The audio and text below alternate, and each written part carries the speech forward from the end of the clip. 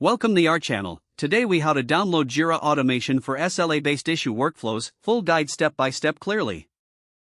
To download Jira Automation for SLA-based issue workflows, begin by logging into your Jira account. Navigate to the Jira homepage and locate the project for which you want to set up automation.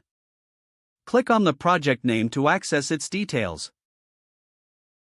In the left sidebar, find and select Project Settings. Scroll down to the Automation option and click on it. If your Jira instance has automation for Jira enabled, you will see a list of existing rules. To create a new automation rule, click on Create Rule. You will be directed to the rule configuration page. Start by selecting the trigger for your automation. For SLA-based workflows, you might want to choose Issue Created or Field Value Changed. Once the trigger is selected, click on Add Component to set the conditions for your rule. Here, you can specify the criteria that must be met for the automation to run. Choose Add Condition and select options like Issue Matches JQL to filter issues based on SLA requirements. Next, add the desired actions that should take place when the conditions are met. For SLA-based workflows, consider adding notifications or updating issue statuses as actions. After defining all components, review your automation rule for accuracy.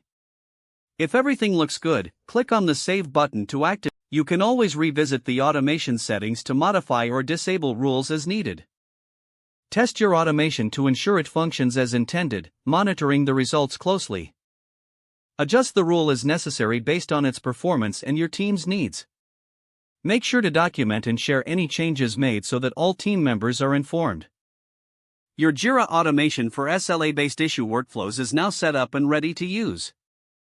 If the page does not load, refresh the browser or try again in a private or incognito window.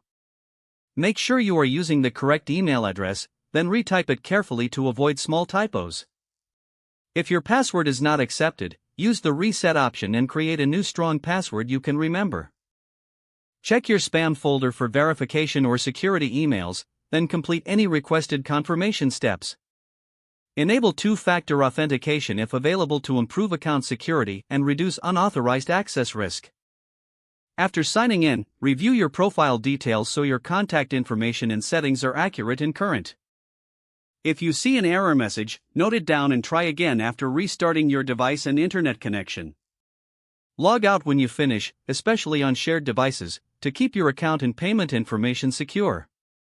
If the page does not load, refresh the browser or try again in a private or incognito window.